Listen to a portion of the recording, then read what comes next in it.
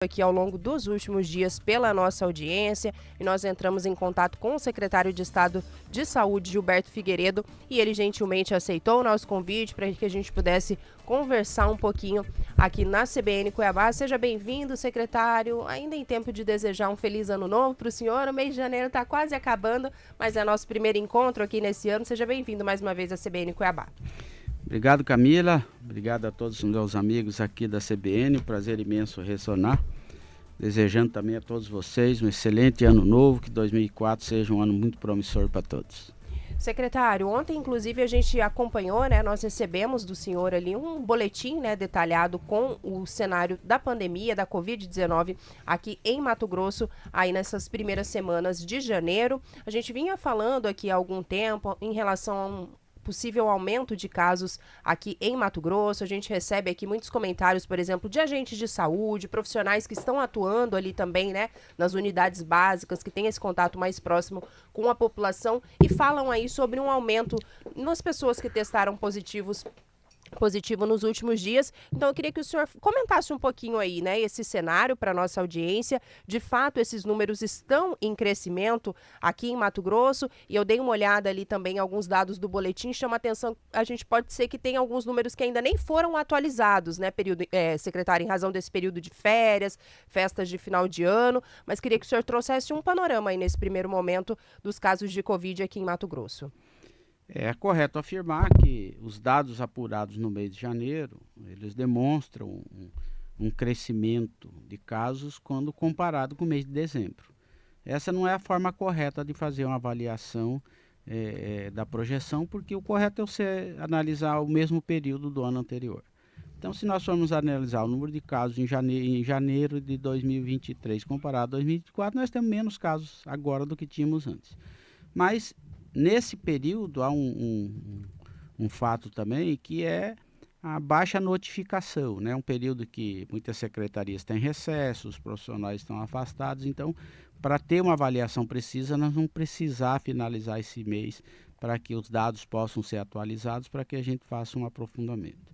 Não é um motivo para alarde da população. Existe sim um crescimento do número de casos, principalmente aqui nos países que têm fronteira com o estado de Mato Grosso, mas nós estamos acompanhando e observando. O que me deixa um pouco insatisfeito é que quando acontece um pequeno volume de crescimento de casos, parece que a população começa a se preocupar. Mas eu gostaria muito que a população estivesse se preocupando muito com a cobertura vacinal. E quando a gente vai analisar a cobertura, o percentual da população vacinada com uma vacina já amplamente comprovada, né, que ajuda a combater e evitar os casos mais agravados, nós notamos que ainda temos uma performance muito ruim quando analisamos a dose monovalente ou quando a gente analisa até o conjunto da dose monovalente com a bivalente da Covid. Para algumas faixas etárias e para alguns grupos de risco, já está confirmado que a vacina ela precisa ser realimentada a cada 6 meses. E hoje nós temos aí, à medida que nós vamos analisando, entre a primeira e a quarta dose, a nossa taxa de cobertura vai caindo e a população ainda continua querendo correr o risco, né, sem estar imunizada. Isso quer dizer, então, se me permite ainda emendar um pouquinho nesse assunto, Panoc, a que o senhor atribui basicamente isso, secretário? Porque lá no passado a gente falava muito ali de uma desconfiança, né, da população em relação à vacina, essa questão foi muito politizada, mas aí aos poucos a gente teve ali uma cobertura, como o senhor falou, interessante ali com primeira, segunda dose, mas aí a gente escuta muita gente falar, né, não, já tomei 2, tá bom, não vou tomar terceira, quarta, quantas vezes vou ficar tomando vacina, enfim, como é que a secretaria também trabalha, né, para tentar mudar esse cenário, convencer da necessidade, né, de complemento desse calendário, independente de quantas vacinas sejam necessárias à população tomar? Uma série de condicionantes levaram que a população hoje se afastasse muito das unidades de saúde e também procurasse vacina das mais diversas, né? O episódio queda de cobertura vacinal não acontece especificamente com Covid, mas sim no Plano Nacional de Imunização. A gente vê os reflexos de todo aquele movimento anti-vacina realizado ao longo da pandemia. Na pandemia, existia um medo maior da população, porque o número de óbitos foi grande e isso gerava um medo. Então, a vontade de o mais rápido possível ter uma vacina à disposição era grande da população. À medida que os óbitos vão caindo, os números de casos vão diminuindo, a população vai relaxando nessa vigilância. Nós sempre dissemos, desde o do episódio da vacina, que para alguns grupos de risco, ela seria muito importante para que, mesmo infectado, o caso não fosse agravado ao ponto de ter que ir para uma UTI e ao ponto de gerar óbito.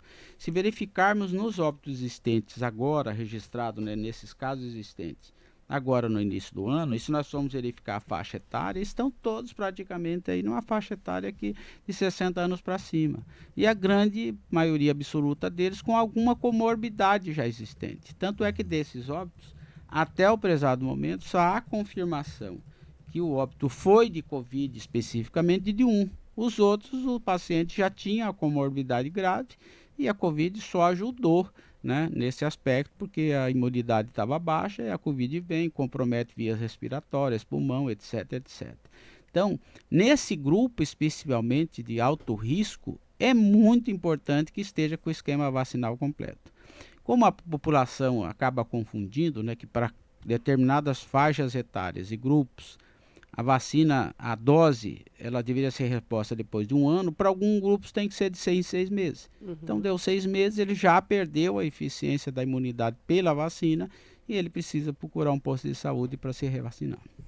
Agora, secretário, paralelo a isso, todos esses números que o senhor traz aqui, a vigilância apontou também a circulação de uma subvariante inédita aqui no país e que foi, inclusive, detectada, né, em 4 pacientes aqui na capital. Isso, de certa forma, altera muita coisa nas ações adotadas pela pasta diante dessa subvariante?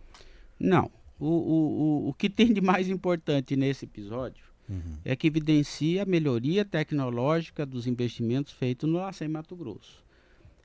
Volto a recordar que no início dessa pandemia, a nossa capacidade técnica no LACEN no estado de Mato Grosso para fazer um teste RT-PCR era de 40 amostras por dia. Sim. Com todo o investimento que nós fizemos em infraestrutura, equipamento, pessoal, hoje nós temos capacidade de fazer 10 mil por dia. E além disso, nós desenvolvemos melhorias substanciais ao ponto que hoje nós conseguimos, inclusive, fazer sequenciamento genético das variantes, né, do vírus original, né, o SARS-CoV-2, o coronavírus, e que já existe mais de 4 mil variantes no mundo. Então, uma variante do vírus do Omicron não é necessariamente algo grave, porque, primeiro, ela foi identificada presencialmente no Mato Grosso, já devia estar circulando aqui há mais tempo, e por força do sequenciamento a gente identificou, mas ela foi identificada há muito tempo na África, já estava circulando, então ela não é uma variante descoberta no Mato Grosso, né, que é a chamada JN 2.5, está parecendo quase prefixo de emissora, né? Mas é apenas uma das mais de 4 mil variantes, né? Então isso não é preocupante, não está nem no rol das variantes que merece a maior atenção por força pela Organização Mundial de Saúde ou pelo Ministério da Saúde. É um fato porque agora nós temos capacidade de fazer isso. A Omicron sempre foi a que tem maior capacidade de infecção, porém não é a mais grave, né? Então ela é predominante no estado de Mato Grosso, mas esse não é o fato relevante. O fato relevante, que eu ainda vou consumir a maior parte do tempo de todas as abordagens que fizeram a mim, é que a população precisa ir aos postos de saúde para se vacinar. Aquele que tem medo, que não quer correr risco, porque nós estamos todos vulneráveis a ter, de uma hora para outra, uma doença, uma comorbidade e ter que ir para um hospital. E se nós estivermos protegidos dessa aí, nós temos uma chance maior de êxito. Mas se nós já estamos vulneráveis, e quando você vai para um ambiente do hospital, você está sujeito a bactérias, uma série de fatores, né? Então você não pode concorrer para ter mais um problema. E a vacina está aí disponível para todos os municípios, gratuitamente, com eficácia comprovada. Depois do advento da vacina, foi que os casos despencaram no mundo todo, tanto é que hoje já não estamos mais no estado de pandemia, nem no Brasil, nem no mundo, mas a Covid, ela veio, ela não vai desaparecer, ela nunca desapareceu, né? Ela vai fazer parte do nosso cotidiano, com certeza do Plano Nacional de Imunização, e vai estar entre a síndrome respiratória aguda grave, que deva-se salientar que entre elas ainda é a que mais mata, né? entre gripe, pneumonia, aquelas que afetam o sistema respiratório, a Covid ainda é uma das graves. Então precisa efetivamente cumprir o esquema vacinal proposto pelo Ministério da Saúde. Aquele programa que foi lançado, secretário, aqui em Mato Grosso, ele segue em vigor ainda, o Imuniza Mais MT, né? Até para incentivar, né, a performance dos municípios, aumentar essa vacinação. O saldo desse programa, ele foi positivo também? O que o senhor pode destacar aí antes da gente fazer uma pausa para o repórter? Ele é positivo, né? Ele incentiva os municípios a adotarem melhores práticas na gestão de coberturas vacinais. O estado de Mato Grosso tem premiado os municípios que são exemplo disso, né? E ele é subsídio para que a gente possa retroalimentar um programa até de auxílio para os municípios que têm dificuldade. Isso gerou uma competição do bem entre os municípios, de gestores que querem efetivamente mostrar qualidade em suas gestões, e ele é perene no governo do estado. Nós já fizemos 2 eventos de premiação, de reconhecimento disso, que municípios que mantêm um bom desempenho e daqueles que perseguem e buscam melhoria. Nós estamos, nesse momento, aprofundando um planejamento nesse programa para subsidiar, para melhorar a infraestrutura dos municípios para as coberturas vacinais serem cada vez maiores. Secretário, em termos da questão da vacinação, essa nova variante, essas vacinas atuais, elas são, digamos, eficazes, né? Sem dúvida nenhuma. Essas variantes. As vacinas, elas são desenvolvidas a partir, né, de sequenciamento genético, de uma análise profunda feita pelos fabricantes e numa análise profunda feita no Brasil pela Anvisa, pelos laboratórios existentes vinculados ao governo federal. Então, as vacinas hoje disponíveis no mercado, para cada faixa etária, elas são eficientes, né, eficazes para aquilo que ela for formada, mas é lógico, ainda não tem uma vacina que imunize para o resto da vida. Né? A vacina da Covid ela foi desenvolvida num período muito curto, né? Se nós olharmos historicamente para o período em que as vacinas foram desenvolvidas. Foi um mérito grande da ciência, mas é lógico que os estudos continuam sendo feitos. Vejo que depois da primeira já surgiu a bivalente, que serve para cobrir as 2 principais variantes. Enfim, sempre o desenvolvimento tecnológico está presente para dar mais eficácia para ela. Mas até aqui é a vacina a principal justificativa da queda do número de casos e do número de óbitos. 8h29, a gente está conversando com o secretário de Estado de Saúde, Gilberto Figueiredo, trazendo aí um panorama da pandemia aqui em Mato Grosso, dos números, né, os casos de Covid-19 nesse início de ano, reforçando também a importância da vacinação. A gente vai precisar fazer uma pausa agora para acompanhar o repórter CBN, mas daqui a pouquinho a gente está de volta e a gente segue esperando a sua participação também pelo YouTube da CBN Cuiabá. É bem rápido e a gente volta.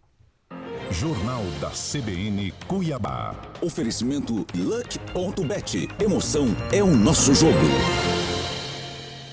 A gente está conversando aqui com o secretário de Estado de Saúde, Gilberto Figueiredo, ele que está nos trazendo aí alguns números em relação à Covid-19 nesse início de ano, reforçando também a importância da imunização contra a Covid. Secretário, é até inevitável, né, que a gente não fique fazendo algumas comparações, né, em relação a esses períodos que a gente atravessou, hora de uma pandemia muito mais intensa, né, com medidas emergenciais que precisaram ser tomadas, e agora a gente começa a escutar, por exemplo, algumas situações envolvendo aí, né, período de festas de carnaval que se aproxima. A gente teve lá em 2021, né, 22, algumas medidas emergenciais recomendando ali fechamento de escolas, né, não realização de festas.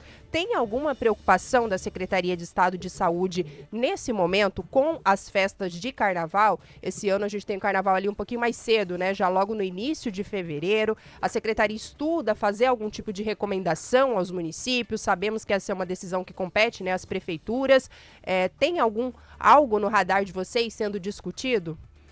Olha, além de tudo aquilo que nós estudamos e enfatizamos ao longo da pandemia, não, né? Toda a população sabe que o vírus ele é transmitido de pessoa para pessoa e principalmente por aproximação, ou seja, a aglomeração é uma condicionante muito eficaz para isso. E é lógico que num período em que é natural no país essa aglomeração por força do carnaval, né, alguns dos indicadores também mostram que foi por força das festas de final de ano que a gente chega no mês de janeiro, tem esse acréscimo. Isso vai acontecer, com certeza vai acontecer, porque o vírus continua circulando. Tem muitas pessoas que estão infectadas que sequer têm sintomas, não sabem, mas acabam infectando outros. Então a recomendação é, de preferência, evitar, né, esses focos de aglomeração, se puder usar máscara, fazer a higienização das mãos, ou seja, tudo aquilo que já foi preconizado ao longo da pandemia. Preocupação por parte da Secretaria de Estado de Saúde sempre haverá, né? Nós não torcemos para que a situação piore, a gente sempre quer um cenário mais de céu de brigadeiro para trabalhar, mas nós temos, por isso se chama vigilância em saúde, né? Sempre olhando para o cenário para ver se for necessário adotar medidas de contenção, mas eu acredito que não vai acontecer isso, né? Mas a recomendação para a população é que principalmente os mais vulneráveis tenham mais cuidado. Secretário, um outro assunto que a gente quer saber também a opinião do senhor. Ontem nós tivemos a notícia ali dada pelo diretor presidente da unidade do Hospital de Câncer aqui de Cuiabá, falando, na verdade ele falou de queixas ali de atraso, né, de pagamentos relativo ao período, inclusive que o Estado esteve à frente da pasta de saúde aqui na capital, embora o senhor não tenha sido interventor, mas o senhor tem conhecimento desse tema? Se existe alguma pendência, por exemplo, do Estado em relação à unidade? Eu tomei conhecimento pela imprensa, né, de uma possível paralisação do Hospital do Câncer em procedimento alegando falta de pagamento da Prefeitura de Cuiabá. O que é importante enfatizar é que o município de Cuiabá é um município de gestão plena na saúde. Por conseguinte, é o município que contratualiza os serviços com a HGU, com o Hospital do Câncer, com Santa Helena e outros. O governo do estado aporta recursos para pagar serviços contratualizados do município, sim, mas nós não pagamos diretamente os hospitais. No Hospital do Câncer, qual é o cofinanciamento existente do governo do estado? São leitos de UTI. E eu posso garantir para vocês que o governo do estado mantém rigorosa adimplência com todos os pagamentos nos últimos 60 meses da nossa gestão, do primeiro mês até o mês de dezembro, né? Dos repasses Fundasunda a todos os municípios. Acontece que existe uma burocracia para isso. Então o Hospital do Câncer faz todo um faturamento, faz uma prestação de conta que vai para o município, que passa pelo escritório da Baixada Cuiabana e que depois vai à Secretaria de Estado, a Secretaria de Estado paga o município que tem que pagar o hospital. Essa via sacra gasta muito tempo e soma-se esse problema àquilo que nós, aspas, chamamos de apropriação indébita. O município tinha que receber o recurso no outro dia pagar os hospitais. Aí ele trabalha com esses recursos, não acontece isso só em Cuiabá, tem outros municípios que acontece isso, em Rondonópolis isso também é uma complicação junto à Santa Casa lá, por isso na próxima semana nós vamos ter uma reunião lá em loco para ver se a gente consegue alterar esse sistema. O que pode ser resolvido, eu já tive uma conversa preliminar ontem, inclusive com o promotor da saúde aqui, o Dr. Milton, aqui de Cuiabá, em que poderíamos transformar esses hospitais que estão sob gestão plena, nomenclatura, né, estabelecida no SUS, para hospitais de gestão dupla. Sendo hospital de gestão dupla, existe a necessidade de ter a concordância do município sede, para que o próprio governo do estado possa fazer contratos diretamente com o hospital. E aí, em vez de passar o recurso para a prefeitura, nós vamos pagar os hospitais diretamente. Então, isso serve para a HGU, isso serve para Santa Helena, isso serve para o Hospital do Câncer e qualquer um outro, né? Com a Fêmea, nós já estamos nisso, o município concordou nesse hospital que seja gestão dupla. Exemplo igual esse nós temos agora em Nova Mutum, lá tem um hospital privado, né? Que coincidentemente eles chamam hospital regional, mas ele é privado, ele não é do governo do estado, e que o município de Nova Mutum reverteu e passou esse hospital a ser um hospital de gestão dupla e o governo do estado vai contratar ele diretamente. Então, para que suavizar esse transtorno que tem desse dinheiro ficar parado, não chegar no hospital, né? Qualquer prefeitura que tem dificuldade financeira acaba trabalhando com os recursos, depois não chega diretamente na fonte, é que nós vamos sugerir a transformação para gestão dupla. Pedir para fazer uma radiografia e acredito que o problema não é o governo do estado atrasado com repasse. Cuiabá tem uma peculiaridade, o município passou por uma intervenção, a intervenção tem vida própria, ela não é a intervenção, não é uma gestão da Secretaria de Estado de Saúde. Eu fiz questão de deixar muito claro ao governador Mauro Mendes quando a intervenção, que ele não podia misturar as coisas, e tratei a intervenção. E trato os secretários de saúde do município de Cuiabá com a mesma importância que trato todos. Estou lá à disposição para atendê-los e discutir o que pode ser feito para melhoria na saúde para a cobertura dessa região. Mas o governo do estado, muito pelo contrário, né? Cuiabá tem sido privilegiado pelo governo do estado com recursos justamente para sanar essas dificuldades existentes. O governo de Mato Grosso, através da Secretaria de Estado, fez adiantamento de repasse de programas por força de frustração de receita de ICMS no município de Cuiabá por decisão do Tribunal de Contas, né? Então, Cuiabá tem tido a atenção necessária por parte da Secretaria de Estado de Saúde, mas o problema é muito grande, né? Isso já é histórico, não é um problema que vai ser resolvido do dia para a noite, mas nós estamos à disposição para debater esse assunto, especificamente nesse caso, já estou debatendo. Minha equipe já está debruçada até para falar se isso é fake ou se é uma verdade que há atraso de pagamento, mas eu quero acreditar que por parte do governo do estado, nem com esse hospital e com nenhum outro. 8h43, o secretário de Estado de Saúde, Gilberto Figueiredo, conversa conosco aqui na CBN Cuiabá. Secretário, um outro assunto que a gente queria também debater com o senhor aqui, ontem nós acompanhamos aí, por parte do Ministério Público do Estado, o aditamento, né, da denúncia da primeira fase da Operação Espelho, e aí a gente teve agora como denunciada a secretária de Estado, secretária adjunta, né, de Saúde, Caroline Campos, naquele episódio, né, a gente acompanhou aqui um pouquinho dessas investigações, segundo o Ministério Público, um esquema ali de manipulação em contratações junto a hospitais municipais e regionais aqui de Mato Grosso no período da pandemia. Em um trecho dessa denúncia, o Ministério Público cita que não teria como desvincular o sucesso aí desse esquema criminoso da atuação da secretária. Como é que o governo do estado recebeu também essa denúncia? Se o senhor pode comentar algum detalhe conosco, ela deve ser afastada das atividades agora? Como é que está essa situação, secretário? Não, oficialmente eu também tomei conhecimento disso pela imprensa, né? O governo do estado não foi notificado oficialmente, até onde eu sei, nem sequer a própria servidora foi, né? É um aditamento de algo que já foi feito, né? O Ministério do Flu já propôs essa ação junto ao juiz de primeira instância que negou, que não encontrou no processo evidências que pudesse concorrer para atos de improbidade da gestora. E assim nós acreditamos até hoje, porque o governo do estado não vai penalizar nenhum servidor antecipadamente sem que haja evidências claras e comprovações disso, o que não é o caso nesse inquérito. Mas é um direito do Ministério Público, o promotor pediu um aditamento, esse aditamento vai ao juiz para reavaliar a decisão dele e nós vamos aguardar isso. Mas oficialmente o governo do estado não foi notificado e sequer pode adotar alguma medida, porque esse aditamento sequer foi apreciado ainda pelo juiz de primeira instância. Então, oficialmente, nós não temos ainda, já tenho conhecimento pela imprensa, vou aproveitar a informação, vou conversar ao nosso governo a respeito desse assunto, mas a tendência é que a gente aguarde as decisões judiciais a respeito disso. Muito bem. Pedro Panocchi.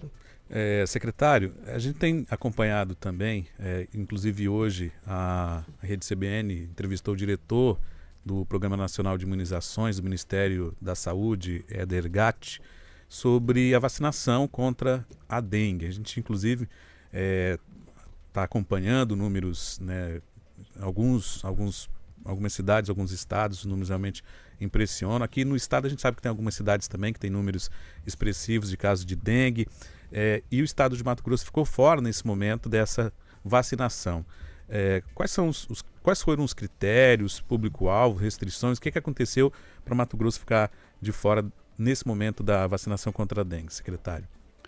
Olha, por parte do Ministério da Saúde, o Ministério da Saúde fez inclusive divulgação maciça nos últimos dias a respeito das estratégias definidas para a utilização da vacina da dengue. Não existe capacidade de produção nesse momento para suprir e vacinar a população toda, né?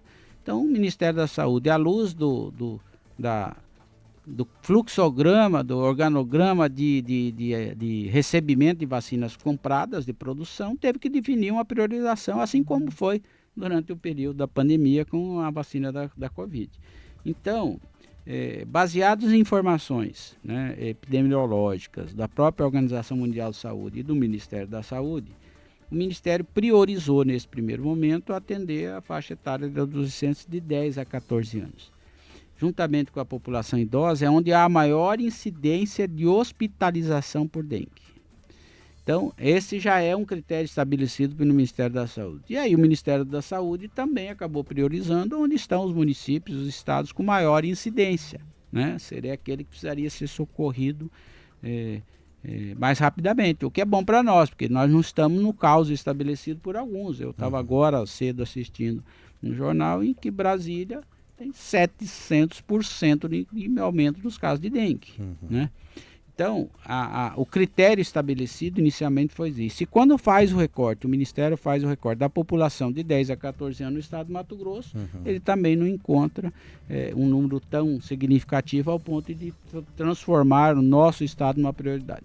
Mas esse é um assunto que será amplamente debatido com os secretários. Agora, essa semana que vem, temos reuniões no CONAS, que é o Conselho Nacional dos Secretários, e com certeza haverá um aprofundamento nesse aspecto, né? À medida que o Ministério da Saúde conseguir também adquirir mais vacina, com certeza. Nós não estamos presentes na primeira etapa, sim, né? Mas quero torcer para que na segunda etapa a gente tenha condição, e isso está diretamente relacionado à capacidade. Ontem eu fui até abortado se o estado de Mato Grosso iria fazer aquisição de vacina. Ora, o maior comprador de vacina nesse momento é o Ministério da Saúde, que não tem vamos dizer assim, oferta suficiente para tudo que quer. Então, mesmo que algum estado queira comprar, vai encontrar dificuldade, porque o fornecedor, o fabricante, não vai ter para entregar, né? Mas até isso a gente analisa, caso houver a possibilidade de disponibilidade no mercado. Mas os critérios estabelecidos pelo Ministério da Saúde foi esse. Agora, nesse tema, eu quero salientar à população que o principal responsável pelo maior número de casos de dengue no estado é a população.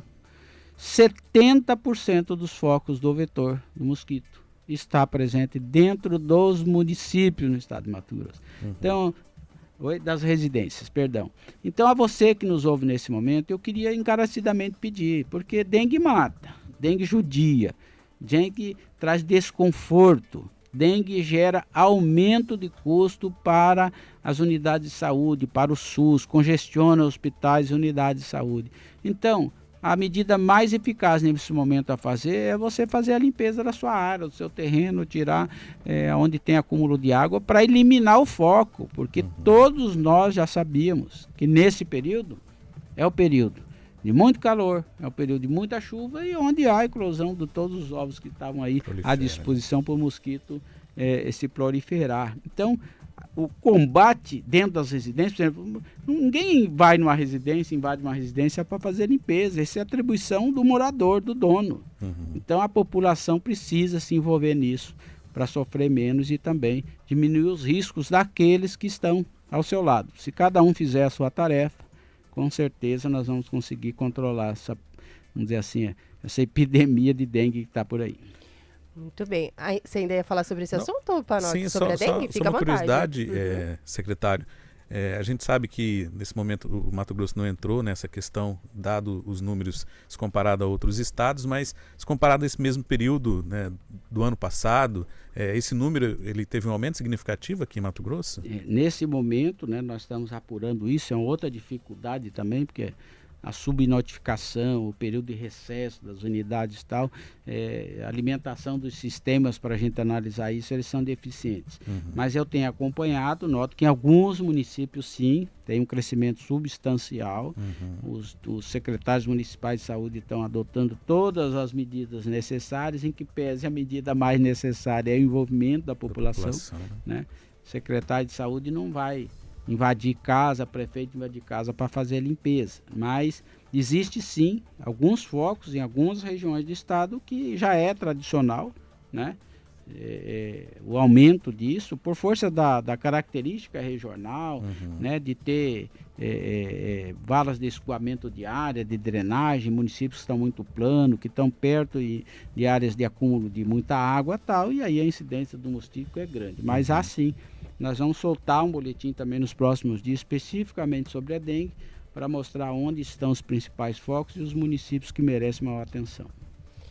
Muito bem, secretário, estamos aí quase na reta final da nossa conversa, mas tem 2 assuntos que a gente queria conversar um pouquinho com o senhor, e aí fica à vontade até se quiser emendar, porque eu sei que um está muito ligado ao outro também, né, que é a questão da construção de novos hospitais aqui em Mato Grosso. A gente está acompanhando obras e, paralelo a isso, o governo do estado também publicou o edital para o concurso público da Secretaria de Estado de Saúde. Mais de 20 anos, né, ficamos sem um concurso público na pasta, inicialmente previstas ali pouco mais de 400 vagas, e muita gente questionou assim, né, como é que funciona isso, né, cadastro de reserva, eu vou fazer, lançaram esse edital, mas será que vão me chamar algum dia? Eu queria que o senhor explicasse aí, né, é também uma demanda, né, da construção, imagino, dessas novas unidades de saúde, e como é que vai funcionar esse chamamento? Os salários nós já citamos aqui, variam de R$ 2.800 até R$ 11.500, como é que está a programação, secretário, para esse concurso da pasta? Bom, inicialmente é importante enfatizar que o governo de Mato Grosso faz o maior investimento da sua história na melhoria da infraestrutura em saúde, né? Preenchendo os vazios assistenciais, construindo novos hospitais, melhorando, ampliando e reformando aqueles que existem. Então, eu sempre sou cobrado que assim, não resolveu tudo da saúde. Não vai resolver tudo da saúde se nós não tivermos equipamento de saúde para ampliar o atendimento à população. Preferia que isso tivesse sido resolvido antes, mas não foi. Graças a Deus, nós temos nesse momento a oportunidade de estar exercendo um cargo que nos permite fazer isso. Resgatando hospitais que estavam abandonados aí há 34 anos e iniciando a construção, né, que estamos fazendo nesse momento no estado de Mato Grosso, 6 grandes hospitais. Acho que não tem nenhum estado fazendo isso além do estado de Mato Grosso. Os hospitais regionais, todos eles já estão aí na casa de, em média, com 30% das obras realizadas. Nós saímos daquela fase mais crítica que é da fundação, né? E aí tem um pouquinho mais avançado o outro, mas esses hospitais sempre foi previsão, entrega deles em 2025, né? O hospital que está mais próximo de ser entregue à população é o Hospital Central, né? Esse que ficou 34 anos abandonado, que será o nosso hospital de referência em alta complexidade, com mais de 95% das obras concluídas, né? Eu acho que na próxima semana o governador também vamos convidar a imprensa para fazer uma visita. E nós estamos na fase já de aquisição de equipamentos, mobiliários, discutindo a operacionalização, e esse é um hospital cujas obras estão previstas para serem finalizadas até o final desse primeiro semestre e entrar em operação muito provavelmente no segundo semestre. Em relação ao concurso, sempre foi vontade desse secretário, mesmo antes de assumir o cargo, né? Eu fiz o estudo da saúde, né, o diagnóstico durante o período da transição de governo, e identificamos que a Secretaria de Saúde perdeu muito parte do seu PIB intelectual do SUS, né, porque servidores aposentados, alguns migraram para outras áreas, e ao longo do tempo nós ficamos com uma deficiência grande de servidores nisso, ao ponto que hoje nós temos uma densidade grande de servidores contratados. Naquele primeiro momento não era possível realizar o concurso por força da lei de responsabilidade fiscal. O estado que estava devendo todo mundo podia ampliar as suas despesas, e isso nós corrigimos ao longo do tempo. Depois veio um período pandêmico também que não era recomendável fazer concurso. Bom, enfim, graças a Deus agora eu consegui que o governo do estado autorizasse a realização de um concurso que prevê inicialmente um chamamento de 400 servidores. Nós estamos falando de um concurso que abarca 90 cargos existentes no plano de cargo e salário da Secretaria de Estado, né, com cargas horárias de 20, 30 e 40 horas. Nós temos um concurso lançado, um concurso que está tendo uma grande procura por parte da população, isso é bom frisar. Para aqueles que aguardaram tanto tempo com o concurso, eu espero que estejam preparados, porque tiveram bastante tempo para se preparar, e nós torcemos para ter êxito logo, para que a gente tenha um reforço no nosso time. É lógico que quando a gente fala da inauguração de novos hospitais, já é tendência nacional do SUS trabalhar com pessoa jurídica, né? É mais econômico e mais eficaz para isso. Então, quando nós falamos em nomeações, nós queremos pessoas que vão fortalecer nossas áreas e estratégias de controle, avaliação, de gestão de contrato, de coordenação de programas importantes, de programas estaduais. Por isso, os perfis estabelecidos. E um recado para aqueles que pretendem fazer o concurso: não se prendam ao aspecto de ser um cadastro reserva. Porque o cadastro reserva é melhor do que se eu tivesse feito um concurso só para 400 vagas, né? Só seriam 400.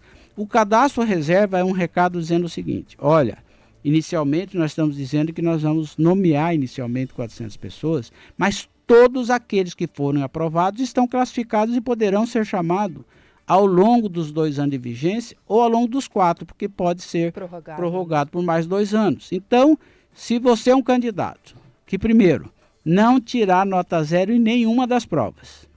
Segundo, você atingir o percentual de acerto de 50% do conteúdo específico. E no total das questões, você ter uma performance de acerto de 40%, você estará aprovado, né? Então é importante entender que, fazendo o concurso, estará sendo classificado, caso aprovado, e poderá um dia ser chamado pelo governo, caso haja demanda e a necessidade, pela ordem de classificação. Então, a justificativa, porque é pouca vaga, porque aquilo é porque o cadastro reserva é só para enganar, não é para enganar. O cadastro reserva é uma aprovação em número superior àquilo que está sendo estimado inicialmente para ser nomeado, né? Enfatizando, inscrições até o dia 8 de fevereiro, às 16 horas, rigorosamente. Pagamento da taxa até o dia 9 de fevereiro. A densidade de candidatos inscritos nesse momento, mas que não pagaram a taxa de inscrição ainda, é muito grande. E muitos deixam para o último dia, para a última hora. Não há nenhum outro mecanismo. Cuidado com aqueles enganosos que estão por aí tentando faturar em cima da inocência das pessoas. A única forma é no sistema da Fundação Getúlio Vargas, instituição contratada por nós para fazer o concurso. Vai lá, preenche o cadastro, faz a inscrição, vai emitir um boleto para ser pago na rede bancária. Não existe nenhuma outra maneira de fazer o pagamento, nem por Pix, por depósito, por nada. Então, vai lá, emite o boleto, paga dentro do período para ter condições de estar no dia... A prova está marcada para o dia... 14 de abril, 14 de abril, num domingo, né? Então, não deixe para a última hora, participe, aprofunde nos estudos do conhecimento do SUS, daquilo que está prescrito como conteúdo previsto para ser cobrado nas provas, para que tenha uma boa performance e venha fazer parte do nosso quadro.